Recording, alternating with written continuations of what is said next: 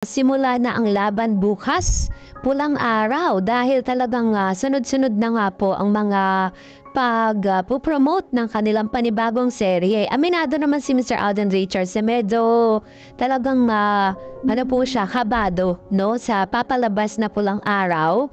Top yung kanilang teaser po ay napanood na sa Netflix.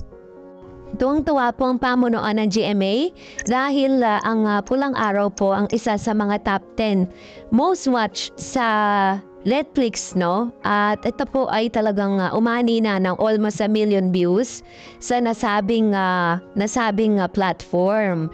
At the same time, isa rin sa mga kinaabangan natin dito is talagang inaabangan nito ng ilang mga Aldenatics sa mga fans po ni Alden Richards sapagkat talagang very treasured para sa heart ni Mr. Alden Richards dito matapos na sinabi niya na nakaka-relate siya sa mga pangyayari dito and talagang very special po ito sa kanyang puso.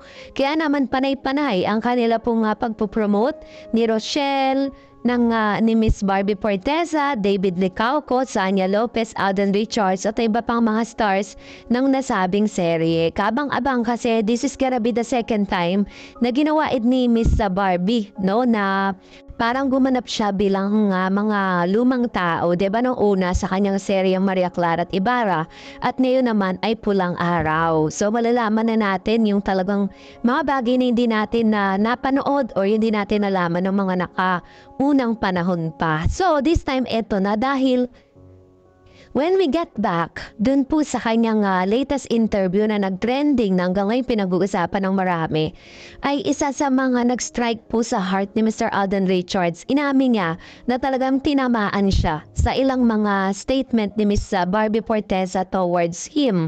Pinasalamatan ni Alden Richards si Barbie Forteza sa ibinigay na payo sa kanya para makahanap ng love life. Pero, kumusta na nga ba ang kanyang buhay pag-ibig ngayon?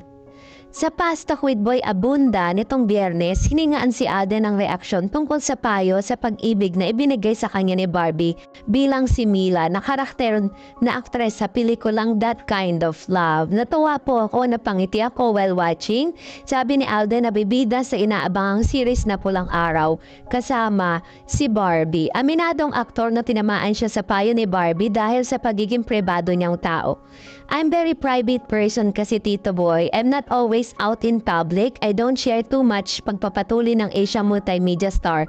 Which is makikita naman talaga natin, 'di ba? Na parang si Mr. Alden po kasi nilalagyan niya ng barrier yung kanyang sarili. Ayaw niya talaga na parang hindi naman sa ayaw niya makipag-mingle pero parang ayaw niya na i-all out. Kumbaga parang may reservation yung kanyang sarili. Guess noon sa Fast Talk with Boy Abunda si Barbie nang hingan siya ng King Talk ng mga payo para sa kanyang mga kaibigang celebrity bilang karakter niyang si Mila. Make time